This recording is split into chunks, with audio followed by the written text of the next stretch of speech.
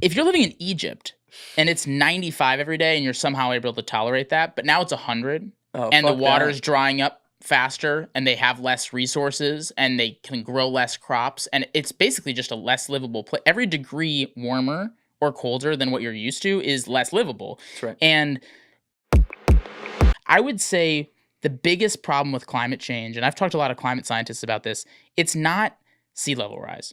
And it's not like worsening hurricanes, even though I've mentioned that is a problem. It's migration. Because those, 2 to 3 to 4 to 5 degree temperature changes over the course of time force people on the margins to want to move. If you're living in a place where you don't have air conditioning or you're struggling to survive, make ends meet, those couple of degrees can make a huge difference. And you're going to see a lot of people, it's already happening, move from the equator north. And it's happening in Europe. It's happening in North America. It will continue to happen because people want to live where it's habitable. Whoa. And it's not the only reason that the Mexican border thing is a problem. But like conservatives don't want to hear this, but it is one of the reasons. It is so freaking hot in Mexico all the time, which of course is normal. Mexico's close to the equator. It was always warm. It's always hot. It's getting warmer. It's becoming more uncomfortable. People don't want to be a part of that. I live in Arizona, so I'm very privy to warm weather, but we have air conditioning. We're at a very like first world, like in third world countries where people are living on the margins. They are not going to want to live in a place that is getting warmer and warmer and warmer and warmer. And that's, I think, the biggest risk that we have. Okay. There's a lot there. Yeah. That's going to come up again because we actually just did a podcast with this kid, Nick Shirley, who is a Mormon turned border YouTuber. Whoa. Crazy combo right there. But he's that's almost as weird as a vegan Wisconsinite. We're having some interesting people in here. I can't say we're not.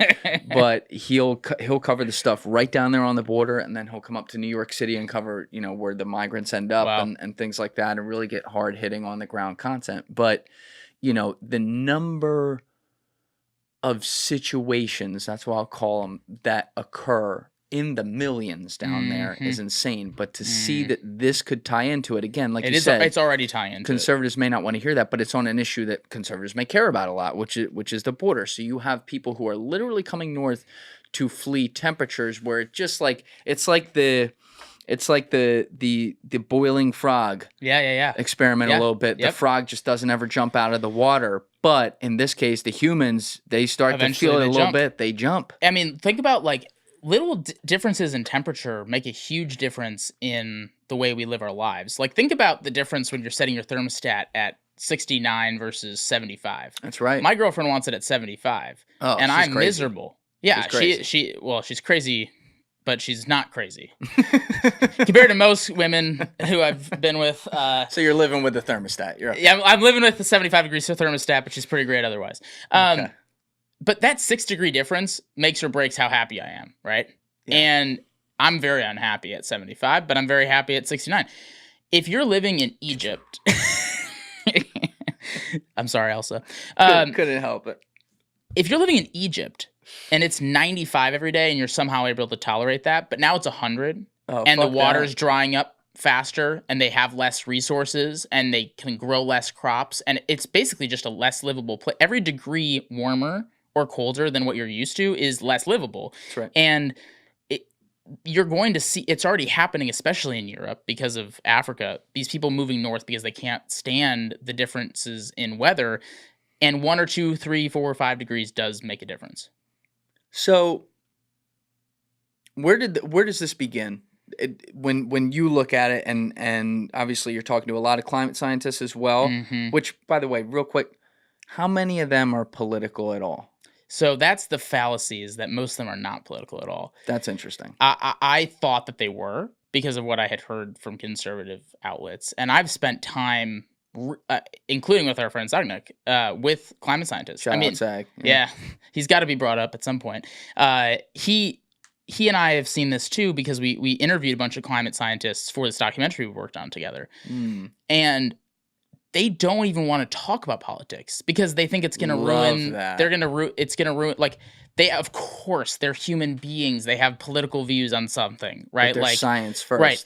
I actually think that there are a decent amount of them that would lean right. That some of the ones that we interviewed lean right, but they don't talk about that because that's not part of their research, right? And they are really frustrated. These climate scientists are really frustrated that they've been thrown into this political world. They don't care about politics. They're nerdy researchers. Like they're not Trump supporters or Biden supporters. They're not trying to push some agenda. There's not some conspiracy. Now, there could be examples of that. There could be examples of scientists who are using a political agenda, and I think that there probably are examples, but I do not think that's the norm at all. That's good to hear, because we see some of these numbers where it's like 98% of the scientists all agree that this is the thing and we're all going to die, and it's cited by, someone who's political. 90% of scientists agree that climate is changing and we're contributing to it. That's what the science said. It's not they blow that out of Climate is proportion. changing and we are contributing to it. That's what 90% of scientists believe. 90% of scientists do not believe that's going to kill us all tomorrow, that we need socialist policies. That is not true. Interesting. Okay. Yeah. But the wording of that, they believe the climate is changing and humans are, contributing. Humans are contributing to it. The connotation is that climate changing with that contribution, if it continues in that way for, 100 years or 200 years, then we could have real problems. Right, exactly. Okay. But that the climate is going to change. It always has and it always will. It will continue to change when we're all dead and gone. And their point is that we are messing with the natural cycles. We are making it worse. And if there is a cooling period, we're averting the cooling periods. If it's a heating period, we're making that heating period worse. That's what we're doing. But like the world is going to be here whether we're here or not, hopefully. Hopefully. But do most of these guys subscribe to the idea that this really began with the Industrial Revolution? Absolutely. And they also aren't vilifying those industries. Like, we did what we did to get here. We did what we did to get in this room. Like, they're not like, it's horrible. Like, if we should do it over, we wouldn't do the Industrial Revolution. They're like, no, we just learned like a century later about a negative externality. That happens. That will always happen. And I'm sure everything we think is perfect right now, like they thought the Industrial Revolution was perfect, we're going to find out that we're doing something wrong too. And then you adapt to improve the things that you've done wrong unintentionally. The Industrial Revolution and fossil fuels have a negative consequence.